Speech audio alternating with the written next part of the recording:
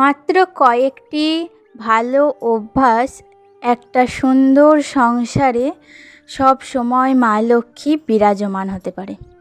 হ্যাঁ বন্ধুরা, আজকে আমি তোমাদের সাথে শেয়ার করব এমন কিছু অভ্যাস যেগুলো তোমরা প্রত্যেক দিন যদি মেনে চলো তাহলে আমার মতো তোমাদেরও সংসার হয়ে উঠবে মা লক্ষ্মীর আশীর্বাদে ভরা।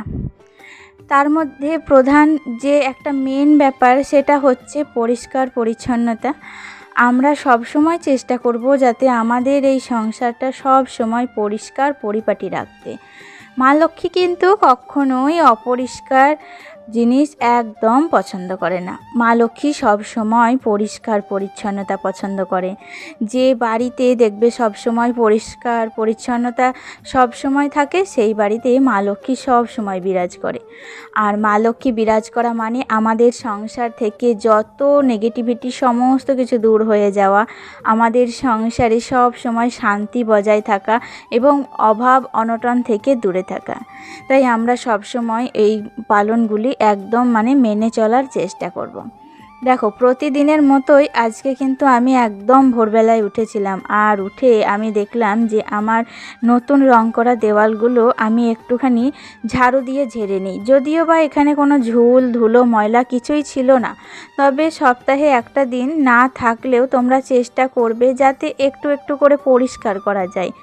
আর দেখবে যখনই প্রত্যেক দিন একটু একটু করে পরিষ্কার করবে তখনই কিন্তু তোমার প্রত্যেক দিনের একদম বাড়িঘর ঝকঝকে এবং তকতকে হয়ে থাকবে, দেখতেও ভালো লাগবে আর মা লক্ষ্মীও বিরাজ করবে, তাই না বলো? আর কি বলো তো, যেহেতু এখন বর্ষাকাল চলছে, বাইরে গাছপালায় প্রচুর বৃষ্টি পড়ছে, তাই যে কোনো পোকা মাকড় বাইরে গাছপালায় থাকতে না পেরে তারা কিন্তু ঘরের ভিতর ঢুকে চলে আসছে। তো তাদের উপদ্রব বেশি পরিমাণে হয়ে যাচ্ছে, তাই জন্য তাদেরকে আমি কিন্তু দেখো ভালো করে গ্রিল থেকে একদম সমস্তটা ভালো করে ঝেড়ে মুছে নিয়েছি, যাতে আমার সংসারে কোনো পোকামাকড়ের উপদ্রব না হয়, তারা যাতে বাসা বাঁধতে না পারে এবং আমার সংসার সবসময় যেন রোগ বিরোগ থেকে একদম মুক্ত থাকে। যত পরিষ্কার পরিচ্ছন্ন করে রাখবে তোমার সংসার, দেখবে রোগ বিরোগ হবে না বন্ধুরা। আর বর্ষাকালে এমনিতেই কিন্তু সবারই রোগ একটু বেশিই হয়ে থাকে, কারোর সর্দি লাগা, কারোর পেট খারাপ, এরকম প্রায় কিন্তু প্রবলেমটা হয়ে থাকে। দেখবে যত পরিষ্কার করে রাখবে বাড়িঘর, তোমার কিন্তু রোগ বিরোগও দূরে চলে যাবে। কারণ মা লক্ষ্মী যে সন্তুষ্ট, মা লক্ষ্মীকে সন্তুষ্ট করে রাখতে পারলে রোগ বিরোগ থেকে সমস্ত কিছু থেকে তুমি রক্ষা পাবে। আর এখন আমি কিন্তু বারান্দাটাকে ভালো করে একটু ঝাড়ু দিয়ে নিচ্ছি, যেহেতু ওপর থেকে ভালো করে ঝুল যদিও বা একটু থেকে থাকে বা মাকড়সা যদি থেকে থাকে সেগুলো যদি মেঝের ওপরে পড়ে, তাই জন্য আমি কিন্তু বারান্দাটাকেও ভালো করে ঝাড়ু দিয়ে নিচ্ছি, এমনকি ঘর বারান্দা সবগুলোই ভালো করে ঝাড়ু দিয়ে দিচ্ছি। কালকে আমাকে মুক্তা দিদিভাই বলেছিল জানো তো, যে আমি যেন তার বন্ধু হই, কিন্তু আমি জানো তো তার পরিবারে গিয়েছিলাম, তার পরিবারে গিয়ে তার সমস্ত ভিডিওগুলো পরপর 4-5টা দেখেওছি। এত ভালো ভিডিও বানায় দিদিভাই, আর দিদিভাই সত্যি খুব পরিশ্রম করে। আর আমি যেহেতু একজন ব্লগ করি তাই জানি সংসার সামলে ব্লগ করা সত্যি ভীষণ পরিশ্রমের কাজ। তো দিদিভাইয়ের পরিবারে গিয়ে আমার সত্যিই খুব ভালো লেগেছে, আমি কিন্তু দিদিভাইয়ের একজন বন্ধু হয়েছি। আমাদের মতো মধ্যবিত্ত পরিবারে বিশ্বাস জিনিসটা সত্যি খুবই গুরুত্বপূর্ণ একটা বিষয়। আমরা বিশ্বাস নিয়েই বাস করি আর বিশ্বাস নিয়েই বেঁচে থাকি। আমাদের সংসারে আমরা যাতে আমাদের সংসারটাকে আরও দিন দিন উন্নতির দিকে এগিয়ে নিয়ে যেতে পারি, আমাদের সংসারে যাতে সকলের মুখে হাসি ফুটে থাকে, আর সেই চেষ্টাই আমরা সকাল থেকে রাত অবধি এতটা পরিশ্রম করি, শুধুমাত্র বিশ্বাস থেকে। কেন জানো? কারণ আমার বিশ্বাস, আমরা যদি সকাল থেকে রাত অবধি এত পরিশ্রম করি, হয়তো একদিন না একদিন আমরা ঠিক সুখের মুখ দেখব। কারণ কর্ম করে গেলে সেই কর্ম কিন্তু তোমার কাছেই একদিন না একদিন ফেরত আসবে। কর্ম কিন্তু কোনো দিনই বিফলে যায় না। আজ তুমি হয়তো ভাবছো যে তুমি এত পরিশ্রম করছো, কিন্তু তোমার পরিশ্রমের মূল্য কি কেউ দিচ্ছে? কিন্তু ঠিক একদিন না একদিন তোমার এই পরিশ্রমের মূল্য ঘুরে তোমার কাছেই ফেরত আসবে। আর এই বিশ্বাস থেকেই আমরা সকাল থেকে রাত অবধি প্রত্যেক দিন একই কাজ একই নিয়মে কিংবা একটু আলাদা করে প্রত্যেক দিনই কিন্তু করে চলেছি। শুধুমাত্র বিশ্বাস থেকে, যে একদিন না একদিন ঠিক আমরা সাফল্যের দিকে এগিয়ে যাব। আর মা লক্ষ্মীর আশীর্বাদ যেহেতু আমাদের মাথার উপরে আছেন, তাই তিনি কখনো আমাদের নিরাশ করবেন না। এদিকে আজকে দেখো অনেকগুলো সবজি নিয়ে এসেছিলাম। আগের দিন বলেছিলাম তোমাদের যে বাজারগুলো খুব জোর 2 থেকে 3 দিন যাবে, তো আমি একটু বেশি বলে ফেলেছিলাম, তো 2 দিনই গিয়েছিল, তবে কিছুটা বাজার রয়ে গিয়েছিল।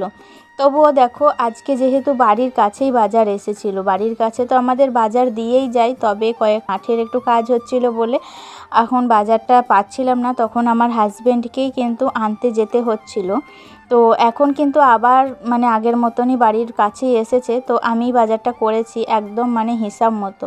জানো তো, বাড়ির বেটা ছেলের থেকে বাড়ির মেয়েরা কিন্তু যদি একটু বাজার করে হিসাব করে বাজারটা করতে পারে, তাতে অনেক টাকা সাশ্রয় হয়। আসলে কোনটা দিয়ে কোন সবজি দিয়ে কিভাবে তরকারিটা রান্না করব, তো এরকম অনুপাতে কতটা পরিমাণ লাগবে, তো কোন জিনিসটার দাম বেশি কোন জিনিসটার দাম কম, একজন হিসাবই গৃহবধূ একদম পারফেক্ট গৃহবধূ যেমনটা হয় আর কি, তো সেই অনুপাতে যদি একটু সবজিগুলো বাজার করে থাকি তাহলে কিন্তু একদম মানে অনেকটা সাশ্রয় করতে পারি। আজকে আমার এই সব বাজারগুলোয় 110 টাকা মতো লেগেছে। অল্প পরিমাণ করে নিয়েছি, কারণ কি বলো তো, যেহেতু আমাদের একদিন অন্তর একদিন এখানে বাজার তো আসবেই, তাই ভাবলাম প্রত্যেক দিনের টাটকা সবজি নেওয়াটাই ভালো, তাই না বলো? এমনি অনেক দিনের সবজি আমি নিয়ে রেখে দেবো, তারপর কি বলো তো সেটাকে ফ্রিজে ভরে রেখে দেবো, তার থেকে বরং ভালো না যে প্রত্যেক দিনের একটু টাটকা সবজি যদি পাওয়া যায়, তো খেতেও ভালো লাগবে, টেস্টও ভালো হবে। তো সেই কারণে একটু অল্প অল্প করে বাজার নিয়েছি, আর সমস্ত দেখো সবজিগুলো কিন্তু ক্যারি ব্যাগের মধ্যে ভরে এখন ভরে রাখবো গা। আসলে ক্যারি ব্যাগের মধ্যে ভরে রাখলে আমি সত্যি অনেক উপকার পেয়েছি গো। তোমরা কিন্তু চাইলে ক্যারি ব্যাগের মধ্যে ভরে রাখতে পারো। একদমই আমাদের মা লক্ষ্মী কিন্তু অপচয় নষ্ট করে না। জিনিসপত্র তুমি যতটা সাশ্রয় করতে পারবে, একটু জিনিসে যদি বেশি দিন সংসার চালাও, মা লক্ষ্মী সন্তুষ্ট হয়। তো সংসারের প্রধানই তো হচ্ছে মা লক্ষ্মী। যে ঘরে লক্ষ্মী নেই, যে ঘরে পুজো পার্বণ হয় না, সেটা কি সংসার? সংসার মানে মা লক্ষ্মীর পুজো, মা লক্ষ্মীর আরাধনা। তো সেই কারণে মা লক্ষ্মীকে সব সময় যাতে সঙ্গে রাখতে পারি সেই চেষ্টা চালিয়ে যেতে হবে।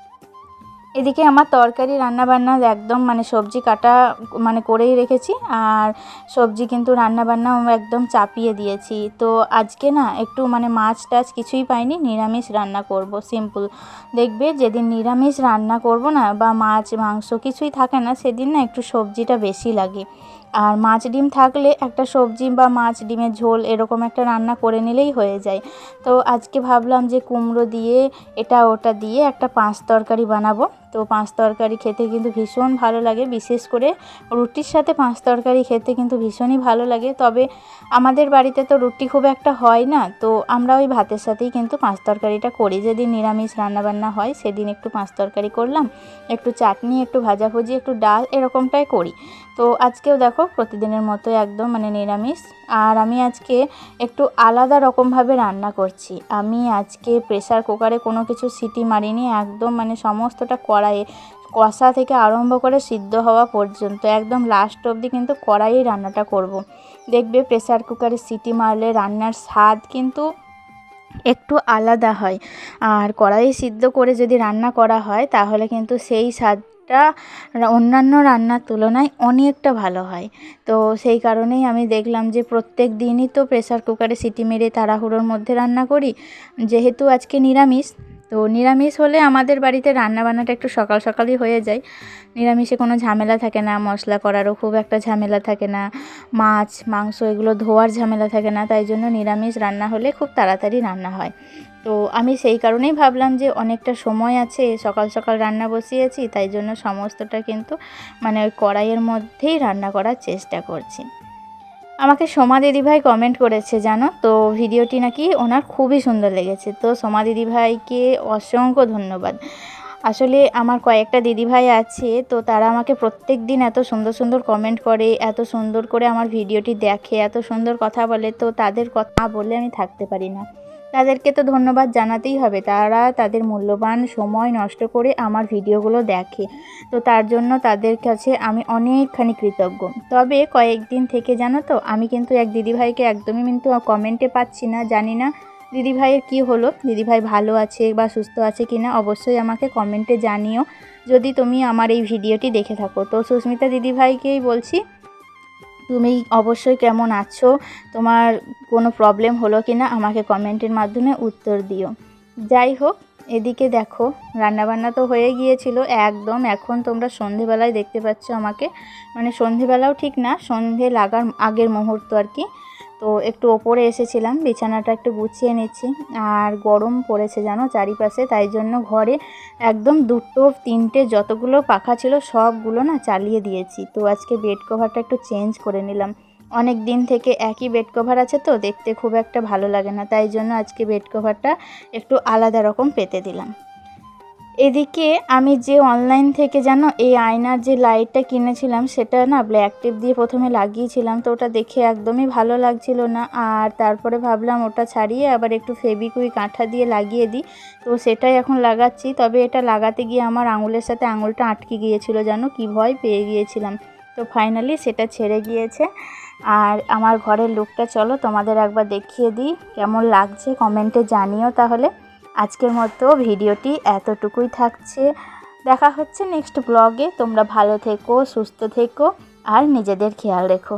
আর অবশ্যই আমার ব্লগটি ভালো লেগে থাকলে একটা মিষ্টি কমেন্ট করে যেও। টাটা।